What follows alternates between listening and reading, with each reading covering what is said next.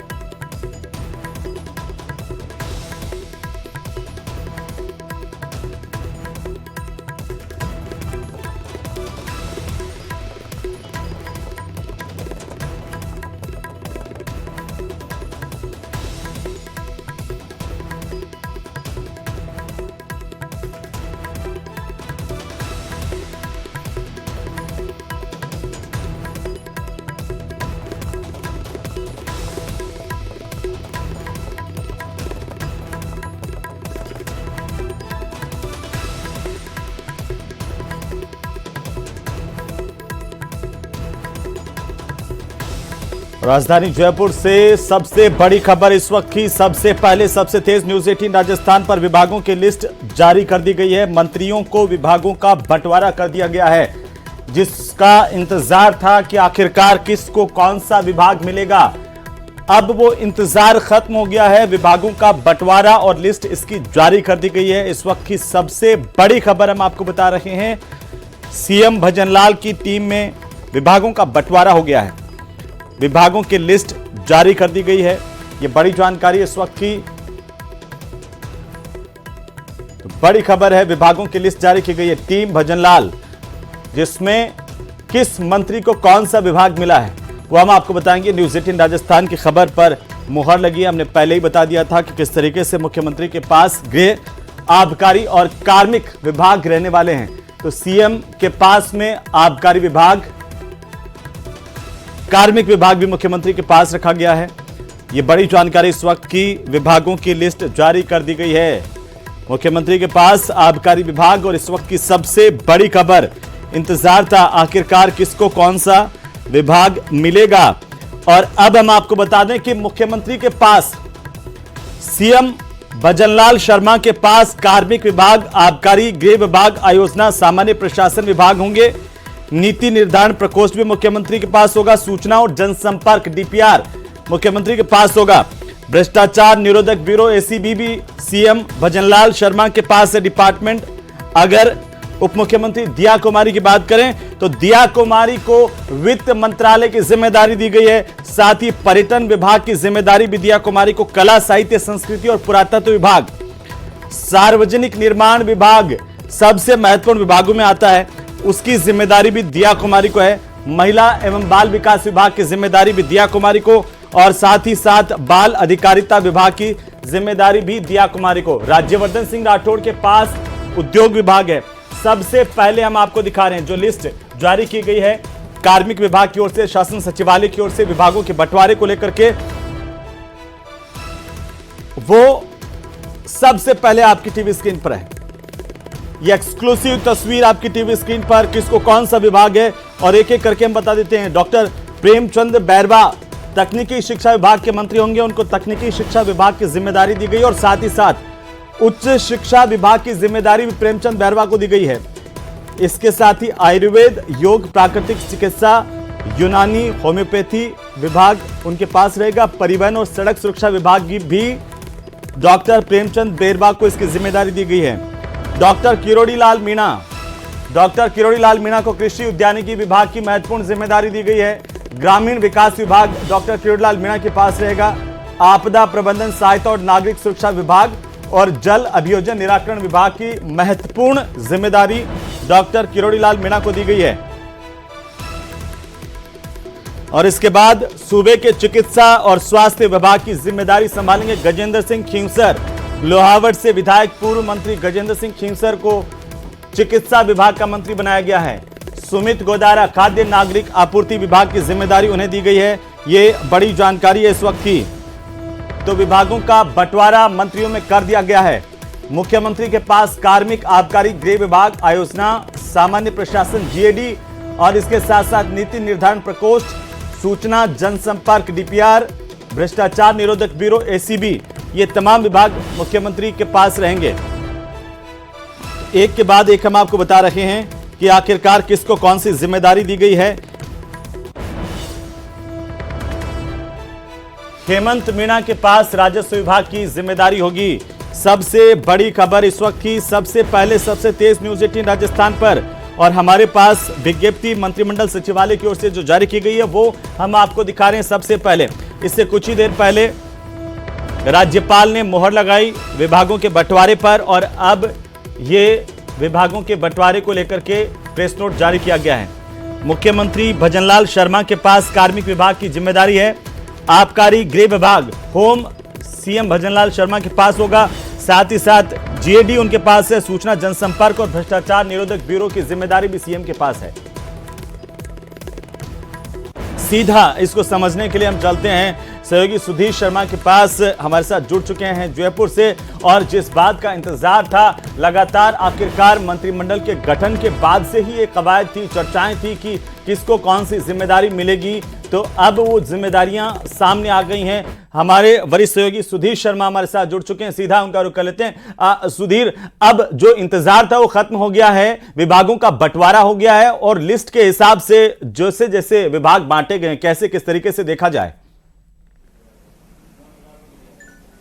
देखिए, जो विभाग बांटे गए बड़े संतुलित रूप से विभाग बांटे गए हैं, जिसकी ये न्यूज़ 18 राजस्थान ने आपसे कुछ देर पहले बता दिया था कि आबकारी विभाग, गृह विभाग, कार्मिक विभाग की जिम्मेदारी खुद मुख्यमंत्री भजनलाल शर्मा संभालेंगे। मैं इनके साथ साथ बताता जाता हूं क्योंकि लिस्ट अभी तुरंत आई है और सभी दर्शक ये जानना भी चाहेंगे किसके पास कौन सा विभाग है।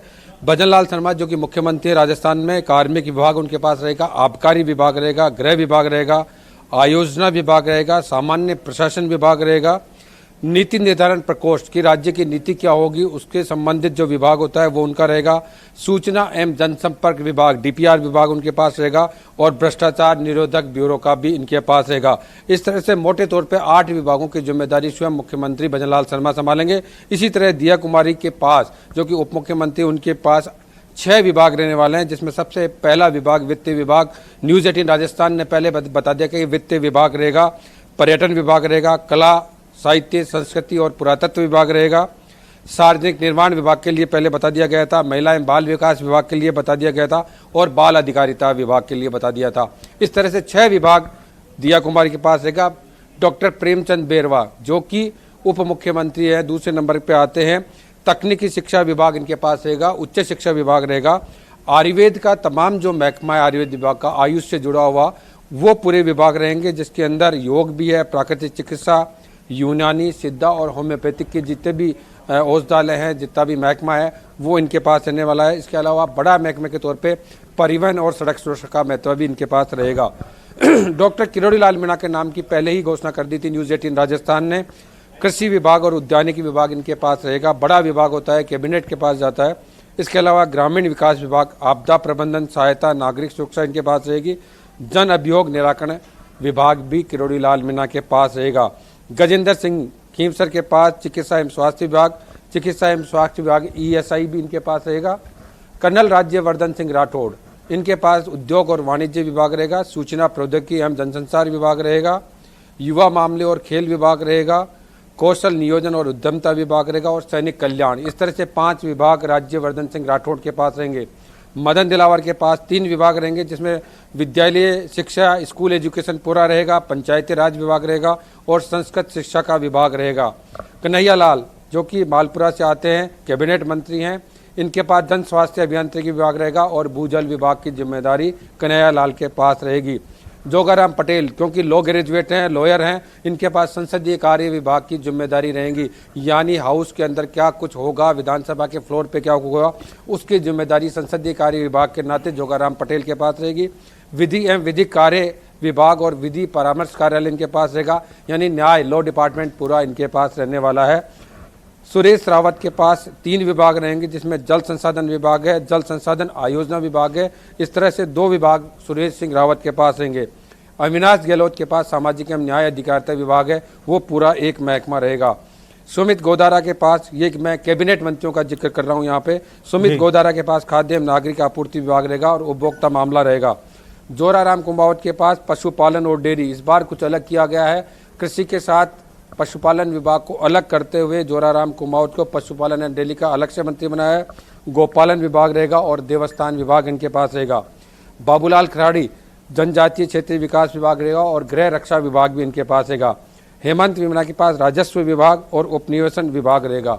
इसी तरह से श्री कर्णपुर से जो प्रत्याशी हैं बीजेपी के सुरेंद्र पाल टीटी, उनके पास कृषि विपणन रहेगा, कृषि संचित क्षेत्र विकास एवं जल उपयोगिता विभाग रहेगा, इंदिरा गांधी नहर विभाग रहेगा और अल्पसंख्यक मामलात के भी ये मंत्री रहेंगे। इस तरह से 4 विभाग रहेंगे।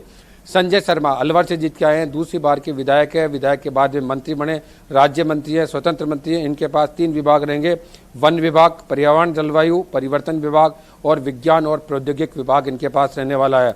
इसी तरह गौतम कुमार दक बड़ी सादरी से जीत के आए थे, सहकारिता विभाग। इस बार सहकारिता विभाग राज्य मंत्री के तौर पर, स्वतंत्र प्रभाग के तौर पर गौतम कुमार दक को गया है। नागरिक उड्डयन विभाग इनके पास रहने वाला है। तो इस तरह से कुल मिला के मंत्रियों की लिस्ट रही है। अभी इसमें जो लिस्ट सामने आई है उसमें 2 ही है, इसके अलावा भी जो इंडिपेंडेंट मंत्री हैं जी, उनमें भी 3 नामों के आए हैं। अभी 2 की लिस्ट भी अभी भी इसमें बाकी चल रहे हैं, 2 मंत्री कौन कौन से रहेंगे। अभी एक सूची और आना अभी बाकी है, इस तरह से देखा जा सकता है, क्योंकि अभी तक इसमें जो 5 जो राज्य मंत्री हैं उनके नाम अभी तक इसमें नहीं आए हैं, वो कुछ देर में आ जाएंगे जी। बिल्कुल, कुल मिलाकर के 18 मंत्रियों को विभागों का बंटवारा सुधीर आप कह रहे हैं कि अभी हुआ है, लेकिन महत्वपूर्ण विभागों की बात करें, महकमों की बात करें, जिम्मेदारी के लिहाज से, जैसे आपने बात की कि चाहे वो गृह विभाग हो, होम हो, और चाहे डीपीआर की बात कर लें या जीएडी की बात कर लें, मुख्यमंत्री ने ये तमाम विभाग जो महत्वपूर्ण विभाग है वो अपने पास रखे हैं। पहले की सरकारों में भी ज्यादातर जो है, चाहे अशोक गहलोत की बात करें, कांग्रेस की सरकार की बात करें, तो होम जो है वो सीएम के पास ही रहा है। हाँ बिल्कुल, क्योंकि ये ऐसे महकमे होते हैं जिन पे पूरे प्रशासनिक रूप से पकड़ बनाए रखने के लिए, क्योंकि मुख्यमंत्री मुखिया के तौर पे होता है कि राजस्थान के मुखिया की जिम्मेदारी उनके पास होती है, इसलिए पुलिस और प्रशासन की पूरी जिम्मेदारी उन पे लिए। लिहाजा गृह विभाग होता है, कार्मिक विभाग में तमाम सरकारी कर्मचारी हैं वो उनके अधीनस्थ कार्मिक विभाग के जरिए आ जाते हैं। लेकिन इस बार फाइनेंस डिपार्टमेंट को अलग रखा गया है, पिछले 2 दशक से ये डिपार्टमेंट मुख्यमंत्री के पास रहता है, लेकिन इस बार उप मुख्यमंत्री के बतौर दिया कुमारी जी को ये विभाग दिया गया है। इसलिए माना यह जा सकता है कि अब विधानसभा के अंदर बजट पेश होता है तो वित्त मंत्री होने के नाते दिया कुमारी ये बजट सदन में पेश करने वाली होंगी, क्योंकि ऐसा हम देख सकते हैं कि जो गहलोत का जो पहला कार्यकाल था उसमें भी ऐसा ही हुआ था कि वित्त मंत्री कोई और थे और मुख्यमंत्री गहलोत थे। तो लिहाजा वित्त मंत्री के नाते तत्कालीन में प्रद्युम्न सिंह जी ने उस समय बजट पेश किया था और उसके बाद से ये परंपरा बदल गई थी, तो मुख्यमंत्री के पास ही फाइनेंस डिपार्टमेंट भी रहता आया है। लेकिन इस बार ये व्यवस्था को बदला गया है जी। इस बार ये वित्त मंत्रालय की जिम्मेदारी दिया कुमारी को दी गई, सुधीर, जैसे कि आप बता रहे हैं। लेकिन अगर महत्वपूर्ण महकमों की और बात करें, चाहे वो जीएडी की, पीडब्ल्यूडी की बात करें, जीएडी की बात करें, चिकित्सा महकमे की बात करें, तो वहां पर भी बदलाव देखने को मिल रहा है, क्योंकि चिकित्सा विभाग की जिम्मेदारी गजेंद्र सिंह खींवसर को, पिछली दफा वे शायद ऊर्जा मंत्री थे जब पूर्व मंत्री थे, इस बार जो है उन्हें नई जिम्मेदारी चिकित्सा मंत्री के तौर पर दी गई है। देखिए, उससे पहले जो दूसरी जानकारी दी, उससे पहले मैं आपको बता दूं, झाबर सिंह खर्रा के पास नगरीय विकास विभाग, स्वायत्त शासन यानी यूडीएच विभाग की जिम्मेदारी झाबर सिंह खर्रा को दी गई है। श्री माधोपुर से चुनाव जीत के आए थे, राज्य मंत्री स्वतंत्र प्रभार बनवाए गए, लिहाजा यूडीएच विभाग की जिम्मेदारी वो संभालेंगे। और हीरालाल नागर, न्यूज 18 राजस्थान ने पहले बता दिया था, स्वतंत्र प्रभार के तौर पे ऊर्जा विभाग की जिम्मेदारी हीरालाल नागर के पास रहने वाली है। इसके अलावा मैं आपको बताऊं, ओटाराम देवासी जो राज्य मंत्री हैं लेकिन स्वतंत्र प्रभार नहीं है, ये साथ में जोड़े गए हैं। पंचायती राज विभाग, ग्रामीण विकास और आपदा प्रबंधन, सहायता, नागरिक सुरक्षा, इसकी जिम्मेदारी रहेगी। डॉक्टर मंजू भागवार, जैसे पहले ही बता दिया गया था कि ये किसी से एसोसिएट किए जाएंगे, लिहाजा दिया कुमारी के महकमे के साथ में डॉक्टर मंजू भागवार को जोड़ा गया है। उनके पास सार्वजनिक निर्माण विभाग रहेगा, महिला एवं बाल विकास और बाल अधिकारिता विभाग रहेगा। इसके अलावा विजय सिंह के पास राजस्व विभाग, उपनिवेशन, सैनिक कल्याण, ये भी जोड़ा गया है। साथ ही के विश्नोई के पास, ये के विश्नोई को साथ में जोड़ा गया है कर्नल राज्यवर्धन सिंह के साथ में उद्योग और वाणिज्य, युवा मामले, खेल, कौशल और नीति निर्धारण, तो इस तरह से ये कह सकते हैं कि के विश्नोई को कर्नल राज्यवर्धन सिंह राठौड़ के पास जोड़ा गया है। इसी तरह जवाहर बेगम को गृह विभाग यानी मुख्यमंत्री के साथ में जोड़ा गया है। गोपालन के तौर पे देखें तो गोपालन विभाग के तौर पे जोराराम कुमावत के साथ जोड़ा गया है, और इसके अलावा पशुपालन डेयरी के साथ में जोड़ा गया और मत्स्य विभाग के साथ जोड़ा गया है। ये अपने आप में नई जानकारी है। तो आपको मैं बता दूं, पूरी के पूरे 25 जो मंत्रिपरिषद के सदस्य मुख्यमंत्री के समेत उनके तमाम विभागों की जो सूची है वो जारी है चुकी है, और अब से कुछ देर बाद प्रधानमंत्री नरेंद्र मोदी की जयपुर पहुंचने वाले हैं। उससे पहले तमाम विभागों का बंटवारा भजनलाल सरकार के अपने मंत्रियों को कर दिए गए। मुख्यमंत्री भजनलाल ने सभी को कर दिए हैं। अगर सुधीर, एक और महत्वपूर्ण जानकारी हम चाहते हैं कि इस बार का जो मंत्रिमंडल को लेकर के विभागों का बंटवारा हुआ है, उसमें क्या बातें महत्वपूर्ण तरीके से ध्यान में रखी गई है? देखिए, इसमें पूरी तरह से पूरे बदलाव की जो बात की जा रही है कि राजस्थान में जिस तरह सत्ता का एक तरह से बीजेपी में जो पीढ़ी का स्थानांतरण है, मैं लगातार बोल रहा हूं कि ये इस बार पीढ़ी का स्थानांतरण 2023 के चुनाव में हुआ है, तो निश्चित रूप से जो नई पीढ़ी संभाल रही है, 1980 में बीजेपी का गठन होता है, उसके बाद में जो लोग जुड़े, हालांकि उस समय के कुछ विधायक आज भी है इस मंत्रिमंडल में भी 6 बार के जो जीते हुए हैं वो भी विधायक थे, वो कैबिनेट मंत्री बने और उनको जिम्मेदारी दी गई है विभागों की। लेकिन फिर भी जो 2 बार या 3 बार या 1 बार जो है जीत के आए हैं उनको भी जिम्मेदारी दी गई है। निश्चित रूप से जो बदलाव की बात की जा रही है वो देखी जा सकती है, क्योंकि सामान्य तौर से वित्त विभाग जिस तरह से मैंने बताया कि मुख्यमंत्री के पास रहता है, वो उप मुख्यमंत्री को जोड़ा गया है।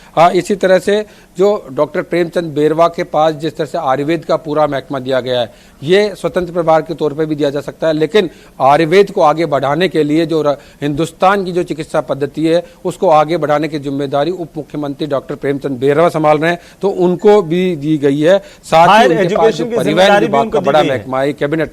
जी सुधीर, बिल्कुल कि उच्च शिक्षा का बड़ा महकमा होता है, पूरे जो कॉलेज है वो उनके अंडर में आती है। तकनीकी शिक्षा की अलग जो कॉलेज हैं, जो एग्रीकल्चर कॉलेज हैं, वो उनके अंडर में आती है, तो उनको भी दी गई है। तो बड़े महकमे की जो बात की जाए, जिन विभागों के साथ नीति जुड़ी हुई है, जो भारत सरकार या ये केंद्र सरकार की जो रुचि है और जिन सब्जेक्ट को वो आगे, उन विषयों को आगे ले जाने जाती है, उन विभागों को आगे ले जाती है, उन्हीं के तौर पर उनको देखा गया है। पूरे देश में जिस तरह से आयुष मंत्रालय ने कोरोना काल में अपना अभूतपूर्व काम किया था, लिहाजा आयुर्वेद को बढ़ावा देने के लिए अब उप मुख्यमंत्री के पास ये विभाग सौंपा गया है। तो ये एक तरह से अपने आप में बड़ा बदलाव देखा जा सकता है। अभी तक जो 2 दशकों में आ रहा था, किसान परिवार के पास आता था, जो जिस तरह से कह सकते हैं कि कांग्रेस के समय जो जाट परिवार से आते थे उनको कृषि मंत्री बनाया जाता था, या बीजेपी के समय प्रभुलाल सैनी बनते आते थे, वो उसकी परंपरा को बदला गया है। किरोड़ीलाल मीणा किसान परिवार से ही माने जा सकते हैं, लेकिन इसमें बदलाव करते हुए उनको अहम जिम्मेदारी कृषि विभाग की दी गई है। इस तरह से नए नवाचार भी किए गए हैं। गजेंद्र सिंह खीव सर, उनके पास किसी जमाने में ऊर्जा विभाग हुआ करता था, लेकिन इस बार पलट कर उनको चिकित्सा एवं स्वास्थ्य विभाग की पूरी जिम्मेदारी दी गई है। यानी अपने आप में बदलाव किया गया है। जो अनुभव वाले मंत्री हैं उनको भी दूसरे विभागों में दिया जाए। किरोड़ीलाल मीणा खाद्य आपूर्ति मंत्री रहे, लेकिन इस बार कृषि संभालेंगे। गजेंद्र सिंह के पास चिकित्सा विभाग रहा है, लेकिन वो पहले ऊर्जा विभाग संभालते थे। इसी तरह से अगर बात की जाए जो कि मदन दिलावर की, वो सहकारिता विभाग संभालते थे, लेकिन इस बार वो उच्च शिक्षा माफ कीजिए विद्यालय शिक्षा, पंचायती राज और संस्कृत विभाग संभालेंगे। तो अपने आप में बहुत बड़े बदलाव के तौर पर देखा जा सकता है। पूरी संतुष्ट होने के बाद, केंद्रीय नेतृत्व से बातचीत के बाद, योग्यताओं को जांच परखने के बाद इस विभागों के आवंटन को अंतिम रूप दिया गया है, क्योंकि 30 तारीख को जब पूरी तरह से शपथ हो गई थी, उसके बाद से माना जा रहा था कि एक दो दिन आखिरकार 5 जनवरी को वो सूची अब जाके जारी हुई है और विभागों का आवंटन हुआ है। वो भी ऐसे वक्त में जब प्रधानमंत्री नरेंद्र मोदी जयपुर पहुंचने वाले हैं और केंद्रीय गृह मंत्री अमित शाह जयपुर पहुंच चुके हैं, उससे पहले ये इस तरह की सूची जारी की गई है। अगर यानी ये नहीं कहा जाए सबसे ज्यादा महत्वपूर्ण विभागों को हम देखें तो दिया कुमारी के पास एक भारी भरकम महकमे नजर आते हैं, चाहे वो पीडब्ल्यूडी की बात कर लीजिए, वित्त मंत्रालय की बात कर लीजिए या पर्यटन की बात कर लीजिए, जो विभागों में सबसे महत्वपूर्ण विभाग माने जाते हैं गृह विभाग के बाद में। हाँ बिल्कुल, आपने सही कहा कि वित्त विभाग जो कि फाइनेंशियल, देखिए कोई भी घर हो, परिवार हो, या कोई संस्थान हो, चाहे राज्य हो, चाहे देश हो, उसकी रीढ़ की हड्डी होती है उसका वित्त विभाग या फाइनेंस डिपार्टमेंट। तो निश्चित रूप से जो फाइनेंस डिपार्टमेंट में सबसे महत्वपूर्ण है। और जिस तरह से आज बात भी चल रही थी कि वेट में, पेट्रोलियम पदार्थों के वेट में कमी हो सकती है, चूंकि अब वित्त मंत्रालय के पास आया है, तो अब उस सिग्नेचर अथॉरिटी की बात की जाए कि अगर राजस्थान में वेट कम किया जाएगा तो वो वेट कम करने के लिए सिग्नेचर की आवश्यकता होती है मंत्री की, तो उसके बतौर उप मुख्यमंत्री हुए दिया कुमारी साइन करेगी। संभव है, चर्चा इस बात की है कि आज वेट की दरों में भी कुछ कमी हो जाए, पेट्रोल पदार्थों में लोगों को पेट्रोल डीजल की रेट से भी आज कमी महसूस हो सकती है, क्योंकि उनके सिग्नेचर के बाद ही वो जारी हो सकती थी। लिहाजा अब ये जहाँ तक आपने सवाल किया कि भारी भरकम है, निश्चित रूप से, क्योंकि दिया कुमारी दूसरी बार की विधायक है, एक बार के सांसद रह चुकी है, लिहाजा उनको भी भारी जिम्मेदारी दी गई है, क्योंकि राजस्थान की पूरी फाइनेंस डिपार्टमेंट को संभालना सबसे बड़ी जिम्मेदारी के तौर पर देखा जा सकता है। बाकी वो इन विभागों से, क्योंकि पर्यटन के क्षेत्र से, कला संस्कृति के क्षेत्र से, पूर्व राज परिवार के नाते उनको इन बातों की समझ है, लेकिन फाइनेंस डिपार्टमेंट की जो बात की जा रही है वो अपने आप में बहुत ही महत्वपूर्ण विभाग उनको दिया गया है, क्योंकि राज्य की जो नीति निर्धारक के तौर पे जो बजट पेश होगा उस बजट पेश करने की जिम्मेदारी इनकी होगी। सुधीर, आपने कहा कि अनुभव के आधार पर अगर हम देखें कि डॉक्टर किरोड़ीलाल मीणा खुद एक MBBS डॉक्टर हैं, उनको कृषि विभाग की जिम्मेदारी दी गई है और चिकित्सा विभाग की जो जिम्मेदारी है वो गजेंद्र सिंह खींवसर को दी गई है। इसके पीछे क्या एक सोच रही है विभागों के बंटवारे में? देखिए, भले ही डॉक्टर किरोड़ीलाल मीणा MBBS हो, डॉक्टर हो, लेकिन उनका बैकग्राउंड देखें तो वो ग्रामीण परिवेश के निकल के आए हैं, आगे बढ़े हैं और राजनीति में अपना परचम भी ले रहा है। लोकसभा सांसद भी रहे हैं, राज्यसभा में भी रहे और विधायक भी, विधानसभा में कई बार बन के पहुंचे हैं। निश्चित रूप से प्रदेश में एग्रीकल्चर का कैसे, किस तरह से उठाव किया जाए, किस तरह से एग्रीकल्चर लैंड को ज़्यादा से ज़्यादा बढ़ावा दिया जाए, किसानों को किस तरह से पूरी दवाइयाँ, खाद और किस तरह से बनाया जाए, देश को और प्रदेश को आत्मनिर्भर कृषि में किस तरह से लिया जाए, उनकी सोच, उनका अनुभव उनके पास है, क्योंकि उनका बचपन ग्रामीण परिवेश में बीता है। तो इस तरह से ये मानती है उनको कृषि विभाग का जो अहम विभाग है वो दिया गया है। जी, अगर शिक्षा की बात करें, मदन दिलावर को शिक्षा विभाग की जिम्मेदारी दी गई और हायर एजुकेशन, उच्च शिक्षा विभाग की जिम्मेदारी यहाँ पर प्रेमचंद बैरवा को दी गई है। इस लिहाज से देखें कि तो हमेशा से जो शिक्षा विभाग जिस तरीके से आप कह रहे थे कि एक परिपाटी से चली आ रही थी कि उन्हीं लोगों के पास होता था, बदलाव है इस बार? निश्चित रूप से बदलाव है। जिस तरह से मदन दिलावर के पास अपन देख सकते हैं सहकारिता विभाग हुआ करता था, या इससे पहले जो एजुकेशन मिनिस्टर के तौर पे देखें, अगर इन 2 दशकों की बात करें, कभी घनश्याम तिवारी के पास हुआ करता था राज्य मंत्री के तौर पे, फिर वह वासुदेव देवनानी के पास आया, या अभी BD कल्लागे के पास था। तो अब इस परिपाटी को बदलते हुए देखा जा रहा है कि मदन दिलावर के पास शिक्षा जैसा एक महत्वपूर्ण विभाग है, जो स्कूली शिक्षा है, स्कूली एजुकेशन है, वो विभाग दिया गया है। अपने आप में बहुत बड़ा विभाग है। मदन दिलावर के सामने एक बड़ी चुनौती रहने वाली है, क्योंकि तृतीय जो श्रेणी के शिक्षक है उनके जो तबादलों का जो इशू है वो सबसे बड़ा आ रहा है। लिहाजा अब जो तबादलों की बात की जाएगी वो किस तरह की रहने वाली है, वो इसमें देखी जाएगी कि जो शिक्षा का जो महकमा है वो किस तरह का रहने वाला है। तो वो अब की जो शिक्षा का सेटअप किस तरह का होगा, उसकी सबसे बड़ी जो जिम्मेदारी के तौर पे मदन दिलावर के पास आने वाली है। और सबसे बड़ा महकमा अगर राजस्थान में इनके हिसाब से, एम्प्लॉइज़ के हिसाब से देखें तो सबसे बड़े महकमे के रूप में एजुकेशन डिपार्टमेंट आता है, फिर मेडिकल हेल्थ डिपार्टमेंट आता है। तो इन बड़े महकमों की बात करें कि बड़े जो एम्प्लॉइज़ वाले डिपार्टमेंट है वो ये डिपार्टमेंट है। सबसे ज्यादा कार्मिक जिस विभाग में हैं वो आप ठीक करें कि शिक्षा विभाग है। अगर हम कर्नल राज्यवर्धन सिंह राठौड़ के विभागों को देखते हैं सुधीर, तो इस लिहाज से आप इसे कैसे देख पा रहे हैं? उद्योग वाणिज्य उनके पास है, सैनिक कल्याण तो उनके पास है, लिहाजा वे खुद सेना में रहे हैं, कर्नल रहे हैं, और सूचना प्रौद्योगिकी, संचार, युवा मामले और खेल विभाग भी उनके पास है। खेलों की जिम्मेदारी हमेशा से वे निर्वहन करते आए हैं।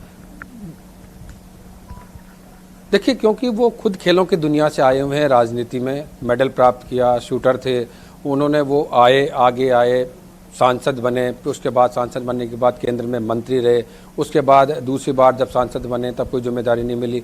अब जब वो विधायक बने तो उनको एक अहम जिम्मेदारी के तौर पे दिया गया है, जिसमें उद्योग विभाग का, क्योंकि राजस्थान में उद्योग कैसे बढ़े, निवेश कैसे बढ़े, ये सबसे बड़ी जिम्मेदारी रहने वाली है। क्योंकि समय समय पर चाहे बीजेपी की सरकार रही हो, चाहे कांग्रेस की सरकार रही हो, अपने अपने कार्यकाल में अपने अपने हिसाब से उद्योग नीति बनी। प्रदेश में किस तरह का निवेश बढ़े, किस तरह से फॉरेन इन्वेस्टमेंट राजस्थान में आए, उसकी सबसे बड़ी जिम्मेदारी रहने वाली है। बाकी के अगर विभागों की बात करें कि खेल विभाग, क्योंकि वो जुड़े हुए हैं, उनको अनुभव है कि खेलों को कैसे राजस्थान में आगे बढ़ाया जा सकता है। उन्होंने खुद ने टूर्नामेंट भी बहुत सारे अपने यहाँ पर संसदीय क्षेत्र में करवाए हैं, तो खेलों के बारे में उनको कुछ बताने की जरूरत नहीं है।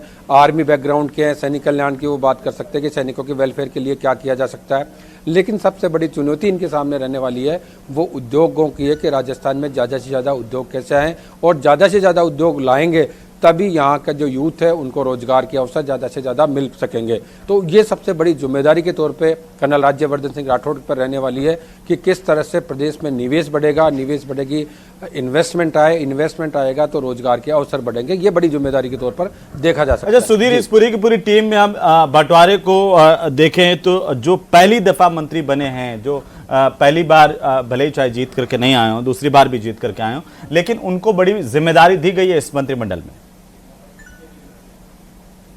हाँ, निश्चित रूप से जिस तरह से दूसरी बार के हैं अविनाश गहलोत, सदन में हमेशा सक्रिय रहे, कैबिनेट मंत्री का दर्जा मिला, लेकिन सामाजिक न्याय अधिकारिता विभाग की जिम्मेदारी दी गई है।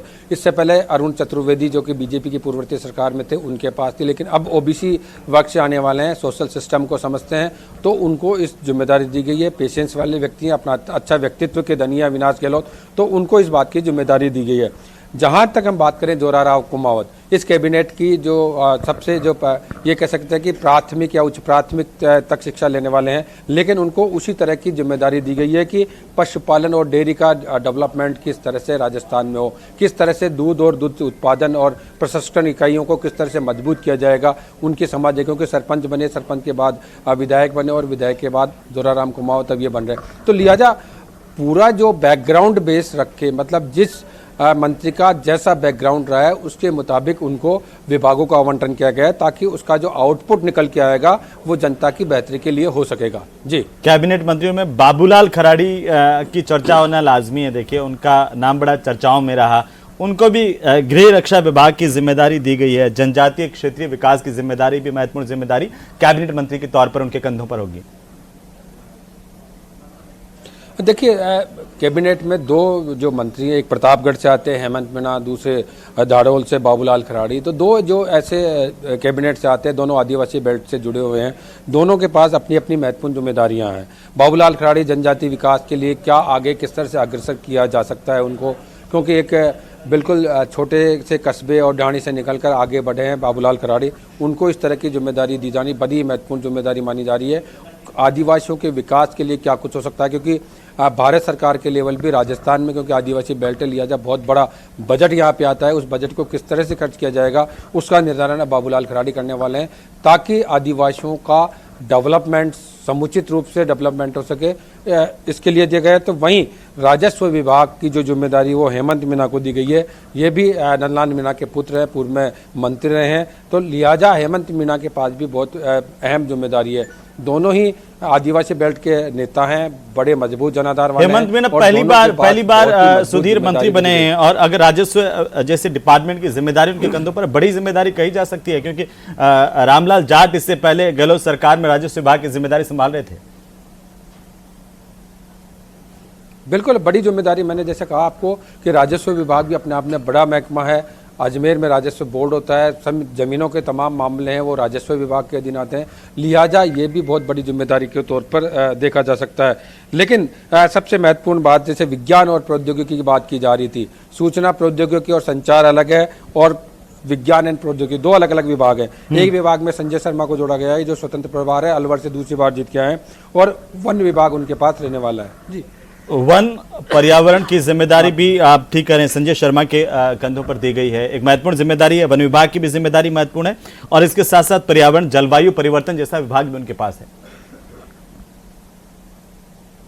दोनों, क्योंकि वन और पर्यावरण एक साथ नाम बोला जाता है, ठीक है। विभाग के दृष्टि से, प्रशासनिक दृष्टि से वन विभाग और पर्यावरण और जलवायु परिवर्तन विभाग अलग कर दिया, लेकिन ये विभाग वन एवं पर्यावरण के तौर पे एक ही मंत्री के पास आता है कि दोनों एक दूसरे के पूरक है। लिहाजा संजय शर्मा को सिरस्का का एक अपना एक बेल्ट है जो अलवर जिले में आता है, लिहाजा उनको इस बात की समझ भी है और वो इस बात को जानते भी और कृषि बैकग्राउंड के आते हैं संजय शर्मा, तो निश्चित रूप से इस विभाग को भी आगे अपनी समझ से वो आगे बढ़ाने का प्रयास करेंगे जी। लेकिन सबसे चौंकाने वाली बात है, गौतम कुमार दत्त बड़ी सादरी से आते हैं, जैन समुदाय से हैं, वैश्य समुदाय से माने जाते हैं, इनको इस बार सहकारिता विभाग की बड़ी जिम्मेदारी दी गई है और वो भी राज्य मंत्री स्वतंत्र प्रभार के तौर पर दी गई है। सुधीर, हमारे साथ न्यूज रूम से सहयोगी प्रियंका राय भी जुड़ी हुई। एक सवाल मैं आपसे करते हुए, प्रियंका के पास भी हम लगातार बने हुए हैं कि आखिरकार इस पूरे के पूरे विभागों के बंटवारे का मैसेज क्या है? क्या सोशल इंजीनियरिंग भी इसमें दिखाई दे रही है मंत्रिमंडल की तर्ज पर? देखिए निश्चित रूप से, क्योंकि सोशल इंजीनियरिंग के बिना कोई भी, भाई सभी को साथ लेके चलना है, सबको साथ चलना लेकर चलना होगा तो सोशल इंजीनियरिंग करनी पड़ेगी, चाहे कोई राजनीतिक पार्टी हो। इसमें भी निश्चित रूप से सोशल इंजीनियरिंग की गई है और उसको आगे बढ़ाने के लिए उसी के बैकग्राउंड के मुताबिक ये विभाग दिए गए हैं। एक नज़र में एक पूरी तरह से कहा जा सकता है कि एक संतुलित जो मंत्रिमंडल की बात की जाए, विभागों का आवंटन की बात की जाए, वो यहाँ नजर आता है। जी जी, प्रियंका हमारे साथ न्यूज रूम से है। प्रियंका, आप कैसे देख पा रही हैं और आप सवाल करना चाहती हैं? सुधीर से हमारे साथ जुड़े हुए हैं जयपुर से सीधे। बिल्कुल बिल्कुल हेमंत, जिसका सभी को इंतजार था वो घड़ी आज आ गई और मंत्रियों को उनके विभागों का बंटवारा भी कर दिया गया है। और जो खास बात वो ये है कि भजन लाल शर्मा जो मुख्यमंत्री हैं, उन्हें सबसे ज्यादा जिम्मेदारियां सौंपी गई हैं। और एक बार फिर से हम बता दें, जो खासियत रही है न्यूज 18 राजस्थान की कि हर खबर हम सबसे पहले भी दिखाते हैं और सबसे सटीक भी। मतदान के बाद सबसे पहले हम ही ने बताया कि एग्जिट पोल के जरिए कि बीजेपी की सरकार बन रही है और सबसे पहले न्यूज 18 ने ही यह भी बताया था कि मुख्यमंत्री भजन लाल शर्मा को सीएम बनाया जा रहा है। और आज भी सबसे पहले न्यूज 18 राजस्थान ने ही बताया कि कौन कौन से वो मंत्री जिन्हें कौन कौन सा विभाग, कौन कौन सी जिम्मेदारियां सौंपी गई हैं। तो ये लिस्ट मेरे हाथ में है जिसका सभी को इंतजार था हेमंत। और इस लिस्ट में अगर नजर डालें तो मुख्यमंत्री भजन लाल शर्मा को कार्मिक विभाग, आबकारी विभाग, गृह विभाग, जो एक बड़ी जिम्मेदारी जिसे लेकर लगातार सुधीर हम आपसे भी चर्चा कर रहे थे कि आखिर होम मिनिस्ट्री किसे सौंपा जाएगा, वो मुख्यमंत्री भजन लाल शर्मा के हाथों में ही है। आयोजना विभाग, सामान्य प्रशासन, ये तमाम विभाग जिनका हम जिक्र कर रहे हैं। लेकिन सुधीर, ये जो बंटवारा हुआ है उसे आप कैसे देखते हैं? कौन सा एजेंडा इसमें बीजेपी का? देखिए, बीजेपी की जो केंद्र की क्रियान्विति है, जिन मामलों को या जिन विभागों को केंद्र ने फोकस किया गया है, उसी फोकस के हिसाब से इन विभागों का बंटवारा सीधे तौर पर मेरे को नज़र आता है। क्योंकि सबसे पहले मैं बात करूं, कोरोना काल में आयुर्वेद की आयुष विभाग सीधे तौर से नरेंद्र मोदी जो प्रधानमंत्री है उनके उसमें रहा है। आयुष विभाग की अलग से स्थापना की और पूरे देश में आयुष अस्पताल खोले गए। लिहाजा जो कि स्वतंत्र प्रभार या राज्य मंत्री के पास आयुर्वेद विभाग हुआ करता था, वो पूरा आयुर्वेद का पूरा महकमा एक उप मुख्यमंत्री के पास आ गया। यानी चिकित्सा का एक दूसरा जो भारतीय चिकित्सा पद्धति का जो महत्वपूर्ण अंग है आयुर्वेद, उसको अगर उप मुख्यमंत्री को दिया जाता है तो निश्चित रूप से आने वाले दिनों में आयुर्वेद में आमूलचूल परिवर्तन दिखाई देगा। ये सीधे तौर पर देखा जा सकता है, क्योंकि भारत सरकार ने आयुष के अलग से चिकित्सालय खोले, आयुर्वेद विभाग राजस्थान में संचालित है, दोनों को मिलकर कोई बड़ी कार्य योजना आयुर्वेद को लेकर हो सकती है। तो इस तरह से देखा जा सकता है कि अगर उप मुख्यमंत्री के पास आयुर्वेद जैसे महकमे की जिम्मेदारी दी गई है, निश्चित रूप से इस जिम्मेदारी को भारत सरकार के या कहें कि केंद्र के दिशा निर्देश के आधार पर ही ये जिम्मेदारी बड़ी तौर पर डॉक्टर प्रेमचंद बैरवा को दी गई है। ये सबसे बड़ी देखा जा रहा है। दूसरा, हम एग्रीकल्चर सेक्टर की बात कर लेते हैं। कृषि के ऊपर ऐसे व्यक्ति को जो डॉक्टर तो है मनुष्यों का, लेकिन काम करेगा एग्रीकल्चर की दिशा में। यानी प्रदेश में एग्रीकल्चर को किस तरह से बढ़ावा दिया जाएगा, एग्रीकल्चर किसानों के लिए क्या वो कुछ कर सकते हैं। एग्रीकल्चर बैकग्राउंड से आते हैं, भले ही वो डॉक्टर हैं मनुष्यों के, लेकिन अब एग्रीकल्चर के डॉक्टर भी वो कहलाएंगे। निश्चित रूप से एक बड़ा बदलाव ये देखने को मिला है। इसके अलावा अगर बात की जाए जोराराम कुमावत की, उनको ग्रामीण परिवेश से आते हैं, लिहाजा डेयरी सेक्टर की बड़ी जिम्मेदारी दी गई है कि डेयरी सेक्टर में किस तरह से उनको बढ़ावा दिया जा सकता है, डेयरी प्रसंस्करण इकाइयाँ किस तरह से लगाई जा सकती है, तमाम जो जिम्मेदारियाँ दी गई है। मदन दिलावर के पास जो शिक्षा का पूरा महकमा है, स्कूल एजुकेशन है, वो पूरा दिया गया है और बड़ी जिम्मेदारी, क्योंकि 6 बार के विधायक मदन लाल दिलावर हैं, उनको इस तरह की जिम्मेदारी दिए जाने के पीछे सबसे बड़ा जो कारण माना गया है वो ये माना गया है कि उनका अनुभव अब काम आएगा, पूरा का पूरा एक बहुत बड़े कार्मिक वाला जो विभाग है उन पर रहेगा। क्योंकि हम देखा पिछली गहलोत सरकार में भी तृतीय श्रेणी अध्यापकों का जो तबादला था वो नहीं हो पाया, लंबे समय से मांग चल रही थी। नीति बनाने की बात थी, लगातार बीडी कल्ला उस समय मंत्री थे, वो कह रहे थे कि नीति बनाएंगे, लेकिन फिर भी तबादला नहीं हो सका। ये नीति बनाने की मांग तो शिक्षकों को लेकर के वसुंधरा सरकार के समय से ही चली आ रही थी, जो लगातार लंबित है। और अब ये देखना होगा कि मदन दिलावर इससे कैसे निपटते हैं, ये बड़ी चुनौती के तौर पर देख रहे हैं आप। बिल्कुल, ये बड़ा विभाग है, बड़ी चुनौती है, सबसे बड़े विभाग वाला, सबसे बड़े कार्मिकों वाला ये विभाग है। लिहाजा एजुकेशन बेसिक नीड भी होती है, बिल्कुल ढाणी गांव से निकल के आगे तक की जो स्कूली शिक्षा है वो सबसे पहले वहीं से प्राप्त होती है।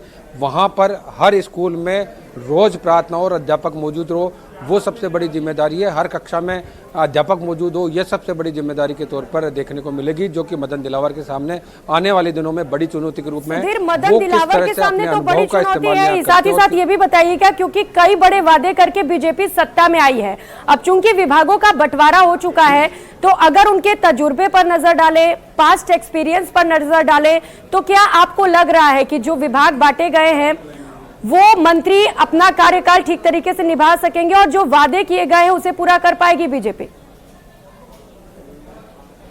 देखिए, निश्चित रूप से हर मंत्री अपनी तरफ से बेस्ट परफॉर्मेंस करने की कोशिश करता है, लेकिन क्योंकि एक रवायत भी है और हर सरकार ऐसा करती है कि नॉन परफॉर्मर जो मंत्री साबित होंगे उनको बीच में ही बदल दिया जाएगा।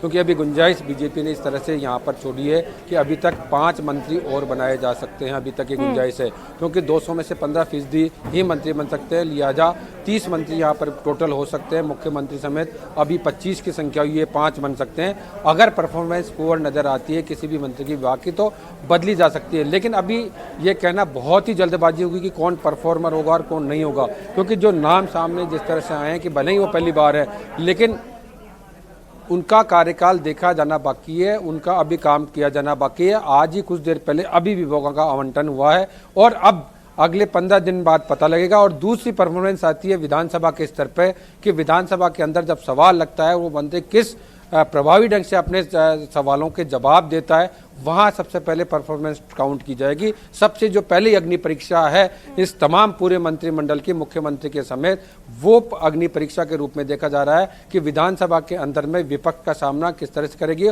और विपक्ष के उठाए सवालों का जवाब और विपक्ष को जो संतुष्ट करने का जो तरीका होगा वो सबसे ज्यादा प्रभावी होगा। तो वहीं से ये सीढ़ी दर सीढ़ी चढ़ने का काम ये सरकार करने वाली है। जी बिल्कुल सुधीर, लेकिन अगर विभागों के हिसाब से हम देखें, देखिए महत्वपूर्ण विभागों की जब भी बात आती है तो पीडब्ल्यूडी, जीएडी, होम, चिकित्सा और शिक्षा, अगर इसमें सोशल इंजीनियरिंग देखें, आप कैसे देख पा रहे हैं इसको? देखिए, निश्चित रूप से मैंने कहा जिस तरह से कहें कि जो गृह विभाग है, मैंने पहले भी कहा है कि मुख्यमंत्री हमेशा अपने पास रखते हैं ताकि प्रशासनिक रूप से जो बड़े फैसले लेने होते हैं वो खुद स्वयं लें, किसी मंत्री के या किसी कैबिनेट मंत्री के अधीन या उससे विचार विमर्श करके लिया। हालांकि ये पूरे जो कैबिनेट होती है या पूरी मंत्री परिषद होती है वो पूरी तरह एक दूसरे के प्रति उत्तरदायी होती है, क्योंकि जो फैसला लिया जाता है, हम बोलते हैं कि कैबिनेट ने फैसला लिया, इसका मतलब सभी ने उसमें सहमति जताई है उस फैसले में, उसके बाद निर्णय हुआ है, उसके बाद जो फैसला हुआ है उस पर उसको अमली जामा पहनाना रहता है। ऐसा नहीं कहा जा सकता। तो पूरी कैबिनेट की पूरी एक रेस्पॉन्सिबिलिटी होती है। मंत्री परिषद इसमें जब कि पूरे के पूरे जो राज्य मंत्री है उनको भी बुलाया जाता है, तब मंत्री परिषद की बैठक कहलाती है, लेकिन सारे फैसले कैबिनेट ही लेती है और कैबिनेट उन फैसलों को अमली जामा पहनाती है। अभी यहाँ पर बात की जाए कि गृह विभाग जिस तरह से दिया गया है वो खुद मुख्यमंत्री ने अपने पास रखा है, कार्मिक विभाग अपने पास रखा है, लेकिन फाइनेंस डिपार्टमेंट दिया कुमार जी को दिया गया। वहीं दूसरा अगर डिपार्टमेंट आयुर्वेद के बड़े डिपार्टमेंट के तौर पे करें या परिवहन विभाग के तौर पे करें, वो डॉक्टर प्रेमचंद बैरवा को दिया गया। ये बिल्कुल ऐसे प्रथम दृष्टया देखने में बिल्कुल संतुलित नजर आ रहा है कि जो विभागों का जो बंटवारा किया गया है वो कैडर बेस्ड, टेक्निकल, इंजीनियरिंग और ट्रांसपोर्ट डिपार्टमेंट, भाई साहब ऐसा लग रहा है नए डिपार्टमेंट्स कैसे लाएंगे? अच्छा लगा, जो भी मिला उसको अच्छे तरीके से करेंगे, फिर भी बहुत टेक्निकल, इंजीनियरिंग और ट्रांसपोर्ट डिपार्टमेंट, भाई साहब ऐसा लग रहा है नए डिपार्टमेंट्स कैसे लाएंगे? अच्छा अच्छा लगा, जो भी मिला उसको अच्छे तरीके से करेंगे। फिर भी भाई साहब भाई साहब टेक्निकल इंजीनियरिंग और ट्रांसपोर्ट डिपार्टमेंट भाई साहब ऐसा लग रहा है नए डिपार्टमेंट्स कैसे लाएंगे? अच्छा लगा, जो भी मिला उसको अच्छे तरीके से करेंगे। फिर भी ईमानदारी से निभाएंगे। भाई साहब टेक्निकल इंजीनियरिंग और ट्रांसपोर्ट डिपार्टमेंट भाई साहब ऐसा लग रहा है नए डिपार्टमेंट्स कैसे लाएंगे? अच्छा लगा, जो भी मिला उसको अच्छे तरीके से करेंगे। फिर भी ईमानदारी से निभाएंगे। तो ये प्रतिक्रिया आप सुन रहे थे डिप्टी सीएम विभागों के बंटवारे के बाद की सबसे पहली प्रतिक्रिया deputy CM doctor Premchand Bairwa, जब उनसे ये पूछा गया कि भाई तकनीकी उच्च शिक्षा और साथ ही साथ परिवहन आयुर्वेद जैसे महत्वपूर्ण विभाग, तो उन्होंने कहा बहुत अच्छा लग रहा है। सुधीर, मेरा सवाल यह था कि हम बात कर रहे थे सबसे महत्वपूर्ण विभागों की, इन सबसे महत्वपूर्ण विभागों में आपको सोशल इंजीनियरिंग किस तरीके से नजर आ रही है? देखिए, विभाग होते हैं, उसमें सोशल इंजीनियरिंग नहीं होती है। सोशल इंजीनियरिंग होती है कि उनके मंत्री जो बनाए गए हैं कि किसका पोर्टफोलियो भारी है, किसका थोड़ा कमज़ोर है। लेकिन यहाँ अगर एक संतुलित रूप से कह सकते हैं कि अगर किसी मंत्री के पास 2 से 3 विभाग हैं तो एक मजबूत विभाग दिया गया है और 2 उनसे कमतर होते हुए विभाग दिए गए हैं। जिस तरह से हम चर्चा कर सकते हैं कर्नल राज्यवर्धन सिंह राठौड़, इनको कह सकते हैं कि सैनिक कल्याण, कौशल, युवा, खेल और सूचना, ये विभाग एक औसत विभाग कहे जा सकते हैं। लेकिन उद्योग विभाग अपने आप में बहुत भारी विभाग है, लिहाजा उनको दिया गया है। कन्हैया लाल मालपुरा से जीत के आए थे और कैबिनेट मंत्री बने, इनको जन स्वास्थ्य अभियांत्रिकी और भूजल, अब इनको बहुत महत्वपूर्ण विभाग आ गया कि पूरे राजस्थान के जल की जिम्मेदारी इनके पास आ गई, सबको पानी पेयजल उपलब्ध करवाने की जिम्मेदारी आ गई। तो इस तरह से हम ये कह सकते हैं कि इसमें जो सोशल इंजीनियर है वो मंत्रियों के स्तर पर की गई और मंत्रियों को, एक मंत्री को अगर भारी डिपार्टमेंट दिया है तो 2 दूसरे छोटे डिपार्टमेंट भी दिए गए हैं, ताकि ये नहीं लगे कि उसको बहुत ज़्यादा पावरफुल, जो मीडिया की भाषा में कहा जाता है कि अमुक मंत्री इतना पावरफुल है, वो यहाँ अभी देखने में नज़र नहीं आ रही कि ये मंत्री मुख्यमंत्री के बाद इतना पावरफुल नजर आया। यहाँ एक संतुलित मंत्रिमंडल नजर आ रहा है। बिल्कुल सुधीर, बीजेपी कोई भी फैसला करती है तो बड़ा ही सोच समझकर करती है और एक संतुलन बनाकर ही करती है, जिससे कि कोई दिक्कत ना आने पाए। जैसा कि आप लगातार बता भी रहे हैं कि यहाँ पर सोशल इंजीनियरिंग भी देखने को मिल रही है। लेकिन डिप्टी सीएम प्रेमचंद बैरवा ने जो कहा कि जो जिम्मेदारी मिली है उसे अच्छी तरह से निभाने की कोशिश करूंगा और जरूरी भी है। 69 सीटें मिली हैं कांग्रेस को और विपक्ष पुरजोर तरीके से तैयार भी है कि कहीं से चूक हो और हम मुद्दा उठाएं। और बीजेपी ने दावा किया 1.5 दशक तक कांग्रेस को आने नहीं देंगे। देखिए, वो दावे अपनी जगह हैं और सारी बात अभी जाए, क्योंकि अभी चुनाव जो होगा वो अभी भविष्य में होगा कि 28 में दिसंबर में जाके चुनाव होगा। लेकिन उससे पहले जो बात है कि बीजेपी जिन वादों के साथ आई, जनता में उन वादों को पूरा करना है। सुशासन की बात करी, पेपर लीक जैसे मुद्दे नहीं होंगे उनकी बात करी, वो सबसे बड़ी जिम्मेदारी के तौर पर देखा जा रहा है। निश्चित रूप से हम ये कह सकते हैं कि अभी जो 5 साल का जो कार्यकाल जनता ने जो जनादेश बीजेपी को दिया है और बीजेपी ने भजनलाल शर्मा को मुख्यमंत्री बनाया और उनकी पूरी मंत्रिपरिषद के नाम सामने आ चुके हैं। अब उनके कंधों पर यह जिम्मेदारी कि उन विभागों के जरिए जनता को वो राहत पहुंचाएं और ये राहत की शुरुआत किस तरह से करेंगे अपने अपने विभागों में, अपनी अपनी कार्य योजनाओं में, वो देखने वाली बात है। जी बिल्कुल। अब कैसे मंत्री जिन्हें अलग अलग विभागों की जिम्मेदारी दी गई और इनमें अगर हम नजर डालें सुधीर, तो सबसे बड़ी जिम्मेदारी मुख्यमंत्री भजनलाल शर्मा को सौंपी गई है। कुल 8 विभाग, सबसे ज्यादा विभाग उन्हें सौंपे गए हैं। देखिए, मुख्यमंत्री सभी विभागों के लिए जिम्मेदार होते हैं, किसी एक विभाग के लिए नहीं होते, क्योंकि वो प्रदेश के मुखिया होते हैं। मुखिया होने के लिहाज से आप सीधे समझ सकते हैं कि तमाम विभागों की वो फाइल सीधे मंगवा सकते हैं, देख सकते हैं, उन पर निर्णय कर सकते हैं। ये मुख्यमंत्री का विशेषाधिकार होता है कि वो किसी भी मंत्री से संबंधित विभागों के निर्णय स्वयं के स्तर से कर सकते हैं या करवा सकते हैं, क्योंकि एक कह सकते हैं कि प्रदेश के मुखिया के तौर पे या मंत्रिपरिषद के मुखिया के तौर पे मुख्यमंत्री ही सर्वे सर्वा होते हैं। इसलिए तमाम विभागों की जिम्मेदारी उन्हीं पे रहने वाली है। हमने कई मरतबा ऐसा विधानसभा में कवरेज के दौरान भी देखा है, जब मंत्री किसी बात का जवाब नहीं दे पाते प्रश्नकाल में, तब उन प्रश्नों के जवाब के लिए, हस्तक्षेप करने के लिए मुख्यमंत्री उठकर उनका जवाब भी देते हैं।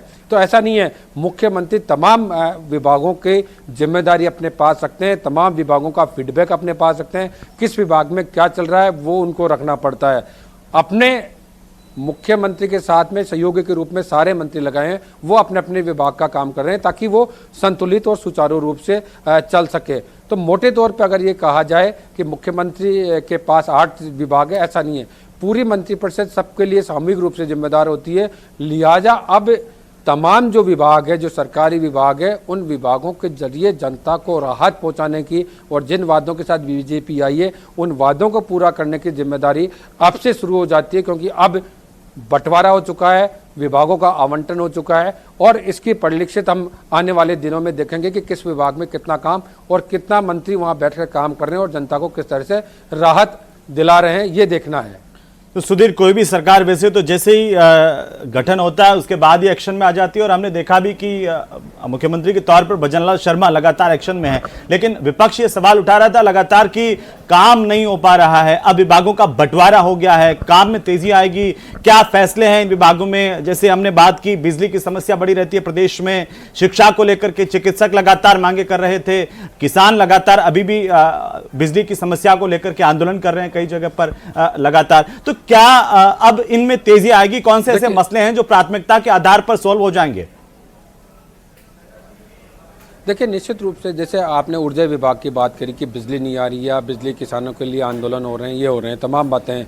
सबसे बड़ा बिजली के सामने एक बड़ा संकट है वित्तीय स्थिति को सुदृढ़ीकरण की। जो महंगी भावों में बिजली खरीदी जा रही है और जनता को दी जा रही है, उनको लेकर किस तरह से फैसले करने होंगे, क्योंकि अगर बिजली प्रोवाइड करवानी है तो कड़े फैसले भी यहाँ पर लेने होंगे। ये बात सामने निकल के आ रही है, क्योंकि जो बकाया राशि है बिजली की वो लगातार बढ़ती जा रही है। जनता से या उपभोक्ताओं से जो पैसा आना चाहिए था वो नहीं आ रहा और देश में सबसे महंगी बिजली यहाँ पर दी जा रही है उपभोक्ताओं को। ये तमाम बातें अपनी अपनी जगह हैं। तो सबसे बड़े रूप में देखें कि बिजली की किस तरह से व्यवस्था हो पाएगी। बहरहाल मेरे साथ अभी अरबाज अहमद मेरे साथ है।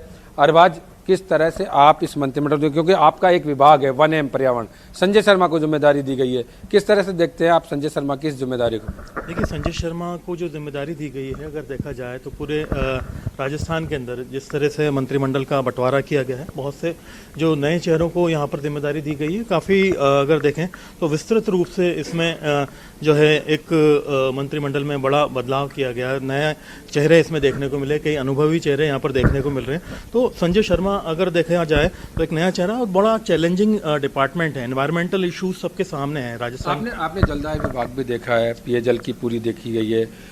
कन्हैयालाल को जन स्वास्थ्य अभियंत्रण विभाग बनाया गया है, मालपुरा से वो जीत कर आते हैं। क्या लगता है कि ये जिम्मेदारी का निर्वहन, क्योंकि भारत सरकार के हर घर जल पहुंचाने की योजना है, उसकी बड़ी जिम्मेदारी इन पे होगी? बिल्कुल, राजस्थान में आप देखेंगे कि बीसलपुर सबसे बड़ा बांध है और उसको कनेक्ट करना है। ERCP जैसी योजनाएं लेकर के आनी है और घर घर जो जल की योजना है, खासतौर पर जो PM के दिल के बड़ी करीब है, हर घर जल योजना, जिसमें राजस्थान के अंदर जिस तरह की लापरवाही पिछली बार देखने को मिली, तो वो कहीं ना कहीं वो आदमी समझ सकता है जो बीसलपुर के बिल्कुल नज़दीक है, बांध से जुड़ा हुआ है, आसपास के गाँवों की सिंचाई की, वहाँ पे जलापूर्ति की तमाम चुनौतियों को, समस्याओं को देख सकता है। तो ERCP वाला बड़ा मुद्दा चल रहा है अभी। अब लगता है ERCP गति पड़ गई। 13 जिलों में सिंचाई की जो योजना है, पेयजल की योजना है, वो अब तेजी पकड़ेगी भारत सरकार की, क्योंकि डबल इंजन की सरकार राजस्थान में अब हो गई है। बिल्कुल, ERCP बड़ा एजेंडा था अगर देखा जाए तो सरकार ने और सभी जिम्मेदार मंत्रियों ने शुरू से इस बात को लेकर के कहा था कि अब गति पकड़ेगी जो राजस्थान में कोताही हुई, क्योंकि अभी जिस तरह से मंत्रिमंडल का बंटवारा हुआ है, एक बड़ा बंटवारा अब विभागीय प्रशासनिक अधिकारियों का भी होना है। एक बड़ी लिस्ट कहीं ना कहीं मंत्रियों के हिसाब से अब जारी होगी, जिसमें कार्मिक विभाग पूरी तरह से जुटा हुआ है और जल्दी ही आप देखेंगे कि बड़ी लिस्ट होगी जिसमें सभी विभाग के मंत्रियों के साथ साथ उनके बड़े IAS, IPS। बिल्कुल सुधीर, मैं आपको थोड़ा सा रोकना चाह रहा हूं। अरबाज, सुधीर आप हमारे साथ बने रहिए, हम फिर से आपका रुख करेंगे। और प्रियंका, शुक्रिया हमारे साथ जुड़ी इसके लिए। अब फिलहाल रुकना एक छोटे से ब्रेक के लिए। तो कुल मिलाकर के विभागों का बंटवारा कर दिया गया इस वक्त की सबसे बड़ी खबर पर लगातार हम बने हुए हैं। छोटे से ब्रेक के लिए रुकेंगे।